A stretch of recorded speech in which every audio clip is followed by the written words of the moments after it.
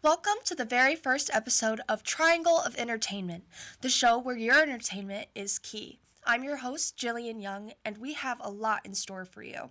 We've got Timothy for all your magic and theatrical needs. We've got Zach on all things television, and we have Max on the beats.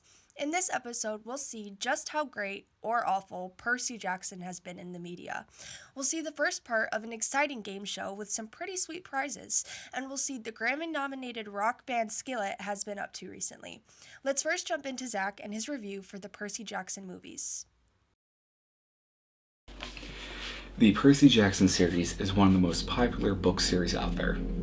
If you haven't read it, you've most likely at least heard of it. But if you haven't heard of it, then basically just imagine Harry Potter but without the wizards, magic, Hogwarts, and replace it with Greek gods, demigods, and all that kind of stuff.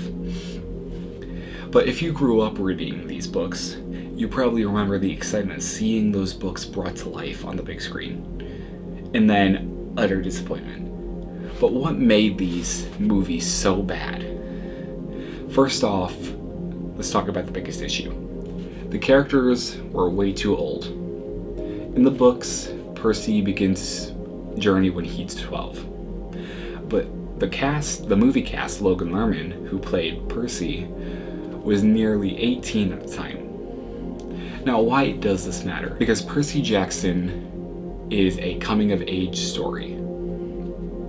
The books follow Percy as he grows up and discovers his identity as a demigod, and takes on a prophecy-level responsibility. The movie skips all that and just turns him into a generic teen action hero. It's like they tried to turn Percy Jackson into a Twilight or Hunger Games, completely missing the heart of what made the book special. Then we have the absolute butchering of the story. The Lightning Thief movie completely changes key plot points, removes essential characters like Clarice, and somehow skips over the actual prophecy that drives the entire series. Oh, and don't even get me started on how they handle the villain. Luke Castellan in the books. A well-developed, tragic villain who, with compelling motivations. Luke in the movie, a whiny rich kid who just wants power. They completely ignored the importance of his portrayal and made him a discount Draco Malfoy. Another thing that made Percy Jackson so special was his humor. Percy's sarcastic narration is what made the book so fun, but the movies barely captured that. And let's talk about Grover. Book Grover was a nervous, kind-hearted best friend with a deep sense of duty. Movie Grover reduced comic relief and completely rewritten to be a stereotypical cool best friend character. This is what happens when Hollywood doesn't trust the source material. They change what works about the books and replace it with generic Hollywood tropes. And let's not forget Rick Riordan himself disowned these movies. He warned the studio from the start that their changes would ruin the story, but they completely ignored it. He later said that he's never even watched the movies. Imagine writing one of the most beloved book series of a generation and having a film adaptation of it be so bad that you refuse to watch it. Thankfully, though, it looks like we're finally getting a second chance with Disney Plus's new Percy Jackson series, which Rick Riordan is actually involved in this time, which we'll be talking about later in the episode. As for the movies, they belong in Tartarus where they can never hurt us again. Oof, sounds like those movies are something you probably shouldn't watch. On the flip side, instead of watching them, you could come watch Mocha Madness at Valparaiso High School's very own improv show. Let's see what Timothy has to say about the long-standing show. Every year, Valparaiso High School puts together an improv show towards the end of February. Students have 7 weeks to rehearse and practice the games that they will perform during the show. Each show is made up on the spot, and it is different every night. We got to sit down with 2 of the performers from the show to talk about their experience in Mocha Madness. My name is Caleb Bachman, and I am a sophomore. My name is Haley Stallion, and I'm a junior. My favorite thing about Mocha Madness would be seeing everybody and doing a bunch of skits. Probably apart from Matt McCann, our coach, probably the people I meet and how improv is kind of like free therapy in a way. It really helps me with my issues, and yeah. My favorite game so far would have to be Three Little Pigs. I have like 2, but probably top dog is probably Poetry Slam, but Jeopardy's a close one. People should come to the show because it's exciting to see people do improv, seeing what they can come up with directly on the spot. People should come because no 2 shows are the same, and every night is completely different from the previous, and every year it's different too. So. Well, what are you waiting for? Get your tickets to Mocha Madness now. You can purchase them by visiting the link on the screen or by purchasing them at the door. Tickets are $10. We hope to see you there. Wow, so much to look forward to in the upcoming weeks. Valparaiso High School has a long-standing and impressive music department with hundreds of distinctive musicians performing throughout the school year. Let's see Max's interview of just one of these very talented individuals. Hi, my name is Reagan Smedley, and I'm a senior at Valparaiso High School. I'm very much involved with the choirs here as well as the drama club. It was quite a long time ago, about 10 years ago, I decided to, maybe 11 years ago, I decided to do my audition for my school's talent show when I was in 1st grade, and I sang A Great Big Beautiful Tomorrow from the Carousel of Progress at Disney World. And being in front of an audience was just so fun, and being able to just sing my heart out, really just like, I love doing it, and so I signed up for a lot of community theater stuff, and it kind of just went off from there, so yeah. So I've done numerous community theater shows as well as regional performances and professional. I've worked at professional theaters as well. I'm very much involved with the choirs here. I'm a choreographer for Varsity Singers, as well as I'm on the drama club board. I'm the social media manager, and I've been doing a lot of community theater for the past 10 years, and I plan to major in musical theater in college. Yes, 100%. If it's something that you truly love and if it's your passion, go for it. It is so rewarding, and you know, maybe not necessarily just being on stage in front of a crowd and getting the applause, but just like giving the opportunity to, you know, sing and share your talents and make people in the audience kind of feel something, or something along those lines. That's what's really special to me, and it makes it totally worth it. It's such a beautiful community as well. Everybody is so nice who's involved with this, and I've made some of the bestest friends, and I've made families out of this. Such a great example of an experienced and talented performer and musician. We'll be right back after this short break. I cut through the middle, but 30 out of 40 points overall. Wake up. What? The letters, Maximilian. What do they mean? The what? The letters. Oh. Why didn't you say that before? This isn't code, it's PC3media.com. You can see our class rosters, our radio, I don't find a world where they can squeak out 12 wins I in this type of... And even our famous Friday show. Welcome to This or That Today, and today we will be talking about questions which you guys can see right here on the screen right now. That sounds interesting. What about sports? We cover that as well. We cover the main and playoff seasons of both basketball and football. Very fun. It is. Go check out PC3media.com or check us out on YouTube. Welcome back to the Triangle of Entertainment. So far, we've seen the tragedy of the Percy Jackson movies, a sneak peek of the upcoming Mocha Madness show, and an interview of a talented performer and musician. Speaking of music, you may have heard of the rock band Skillet. What has been going on with them recently? Max has some answers with the review of one of their newest songs. Hello, or good morning, good evening, good afternoon, whatever time it is for you. This is Max. I listen to music and review them so you don't have to. And today, to kick off the Triangle of Entertainment, it's only appropriate that we do a show-stopping or show-starting song, as it is in some cases. This is Showtime by Skillet from their new album, Revolution.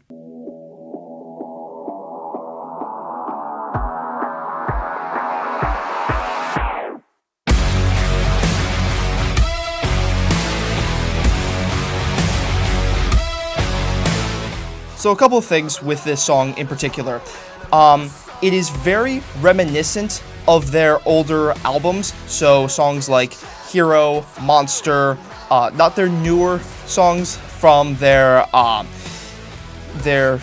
from their newer album from 2017, but rather some of their older, more overplayed stuff. And in this case, I like it. It's a very reminiscent, nostalgic kind of vibe to Skillet, with the visuals, with the instrumentation, very arena rock kind of vibe. And what that basically means, huge chorus, makes the entire crowd pumped, and they just blurt it out. And it works. That's kind of Skillet's vibe. That's kind of the Skillet that I know and love. The visuals are a different twist. I'm more used to their music videos cutting between the band doing a performance and going over to a scene that is appropriate for their song. In this case, it is all visuals, which is definitely different. Not my personal favorite of their choices, but still definitely an interesting turn nonetheless. At the same time, some of the animations are a bit repetitive. The main character running, as you can see in the music video, is very much the same running animation over and over and over again, but it's possibly because this is just a new trick to their visuals, which is perfectly fine. First time for everything. Now, vocals. Very good blend between their newer vocal styles and some of their older ones. The backup vocals, very, very good as always. She does a fantastic job just projecting and singing very, very beautifully in a lot of cases. The instrumentation, very, very well mixed. Not normal for them because of using more synths and more ambience. Their synths are a bit crunchy at times. I'm not a big fan of that. I want it to be more big and powerful, less industrial, dingy, grungy almost kind of vibe, but again, might be a new direction. I'll have to see in their other songs. This is one of the songs I've been listening to a lot. So with that in mind, very much recommended though for any Skillet enjoyer. Very good song, and if you haven't listened to Skillet, I think it's a fantastic kind of gateway song into their band and their discography. So with that in mind, thank you for listening or watching. Let's move on to the next segment. Sounds like a listening recommendation. I'll have to check out that song later for sure. In order for a music video like Showtime to be good, it needs good theatrics. Magic can make good theatrics. Let's see Timothy perform some magical card tricks.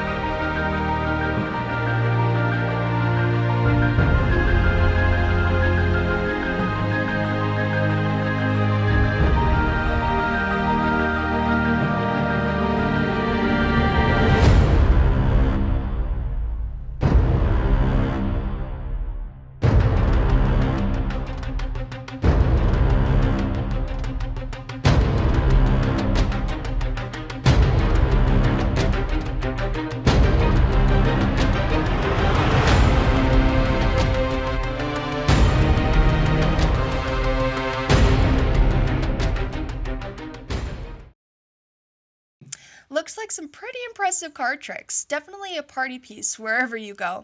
We'll be right back after this short break. Hey. Hi. I've been meaning to talk to you actually. So Hi. I met this guy. Wait, where'd you guys meet? Oh, just through Instagram. So you haven't met him? No, but I've been talking to him and he's really nice. He's cute, but are you sure you should talk to him if you haven't met him? It's fine. Okay. It's fine. What was her problem?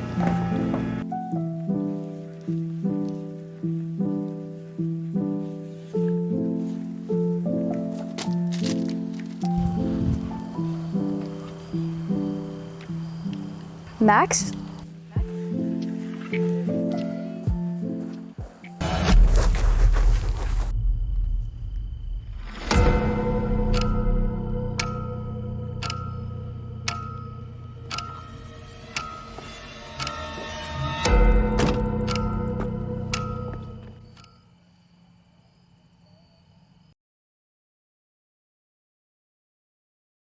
Welcome back to the Triangle of Entertainment. Earlier, we saw Zach give the Percy Jackson movies a pretty critical review. Let's see how the Percy Jackson show holds up. Disney has recently released a Disney Plus series based on the Percy Jackson books.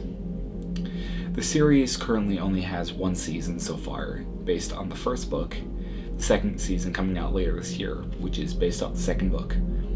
But did they get it right this time? In my opinion, and many others' opinion, they got it almost perfect this time. One of the biggest promises made by the author Rick Riordan, who is actually involved in this adaptation, was that the show would stay faithful to the books. And guess what? Compared to the 2010 movie, which we don't talk about, the show is much more accurate in retelling the Lightning Thief. Most of the key events are here. Percy discovering he's a demigod, the camp Half-Blood experience, the quest to retrieve Zeus's lightning bolt. But minor details have been changed. Some scenes are expanded, while others are streamlined to fit the TV format.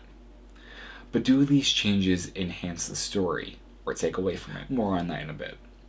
Now let's talk about the characters. Walker Scobell absolutely is Percy Jackson. He's got the sarcasm, the attitude, and most importantly, the heart of our favorite son of Poseidon. Leah Jeffries as Annabeth, she brings that wisdom and determination even though her physical look doesn't look exactly like it does in the books. And Narayan Samandari has, as Grover, perfect mix of humor, loyalty, and some fans are skeptical about the certain casting choices, but let's be real. The essence of characters matters more than their appearance. And these actors, they got their characters. Let's address some of the changes, because no adaptation is exactly like the source material. More backstory on Sally Jackson and Poseidon's relationship adds more depth, better pacing compared to the rushed 2010 movie, and more time with side characters like Luke, Chiron, and Mr. D. Some moments feel condensed though, like the challenges in the underworld. Certain book lines or interactions are changed, though nothing major so far. Overall, though, these changes seem to be made with the book in mind, rather against it. So, is the Percy Jackson series the adaptation we've been waiting for? Honestly, yes. While no adaptation is perfect, this one captures the spirit, characters, and adventure of the first book. And with Rick Riordan involved, we can finally trust future seasons will continue and stay true to the Percy's world. Wow, a much better review for the franchise. I'll be sure to check that out later. Well, the time has come for our exciting game show where the contestants have a chance to win some pretty sweet prizes. Let's watch. Hello, my name is Timothy, and I'm your host for today's game of Cookie in the Box. Before we begin, let's go over the rules. So to begin, there'll be two boxes. One box will have a cookie in it. One does not. The first player will look inside the box. If player 1 has the cookie, they have to convince player 2 that they do not. If player 1 does not have the cookie, they have to convince player 2 that they do. After 30 seconds of discussing, player 2 has to decide if they would like to switch boxes with player 1 or not. The winner is the person who ends up with the cookie in the box. There will be 3 rounds. One round will have cookie dough bites from Crumble. The other 2 rounds will have sugar cookies from Target. Without further ado, let's play Cookie in the Box.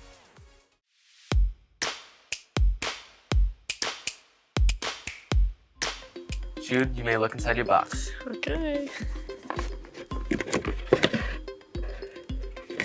Alright, you now have 30 seconds to convince her whether or not you have the cookie, starting now. I do not have the cookies. Are you sure you don't have the cookies? Yes. What kind of cookies are they? I don't know. I don't know what they look like. Do you I know don't the color? No, because I don't have them. So there's multiple cookies? I don't know. And that is time. Alrighty, would you like to switch your box with Jude? I think I should. You want to switch?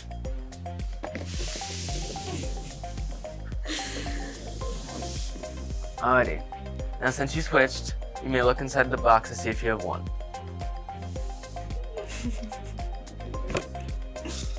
Oh, I do.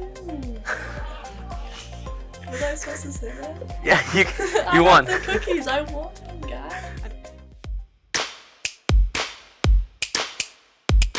Jackson, you may look inside your box. Don't show everyone whether you're not. I won't. Alright, you have 30 seconds to try to convince Haley whether you have the cookies or not. I don't have the cookies. Are you sure? I don't know, You looked in the box. I'm pretty sure you know. but I forgot.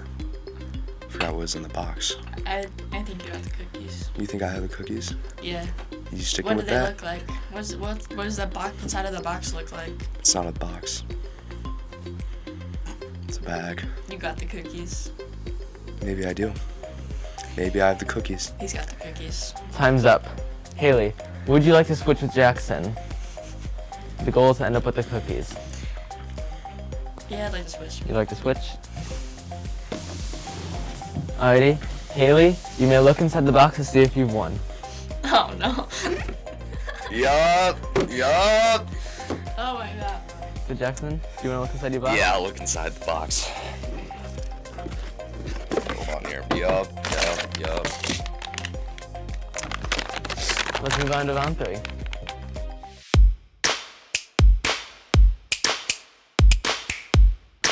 Otto, you may look inside your box. Don't show anyone.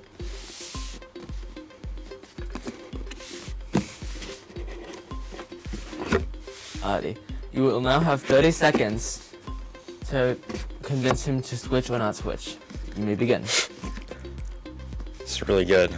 It's really good. Yeah, I like. Please don't switch it. You like what you saw in there? Yeah. So it might be a cookie? No. It's not a cookie, I swear. Not at all? Nope. I don't know. Mm-mm. I saw a cookie. Oh, yeah? I feel like I saw a cookie in there. I did too, actually. You did? Yeah. I kind of want that cookie, though. No, you don't want that cookie. Not at all? Nope. I don't know. Maybe. I'm kind of hungry today. Time's up. Me too. Alrighty. Gavin, would you like to switch boxes with Otto? Yeah. Yeah? Alrighty. Gavin, you may look inside your box. No! Oh, yeah. I might be a detective, actually. I'm the best And that's convincer. today's game of Cookie in a Box. Well, that's a wrap on today's game of Cookie in the Box. Join us next time as we get the 3 winners of today's game and we put them head to head to win a grand prize. We'll see you next time.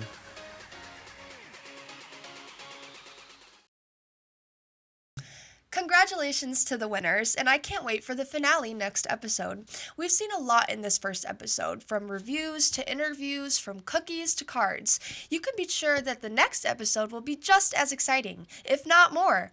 Next episode, we'll see the team debate about AI in entertainment, a recent hot topic. We'll see Zach reviewing the hit movie The Wild Robot and the first season of the animated show Arcane. We'll see Max interviewing another talented musician and showing us what 21 Pilots has been up to. We'll see the second part of the cookie in the box and some more wild magic with Timothy, so make sure you look forward to it. Until then, I'm Jillian Young, and thank you for watching the first episode of Triangle of Entertainment. We'll see you next time.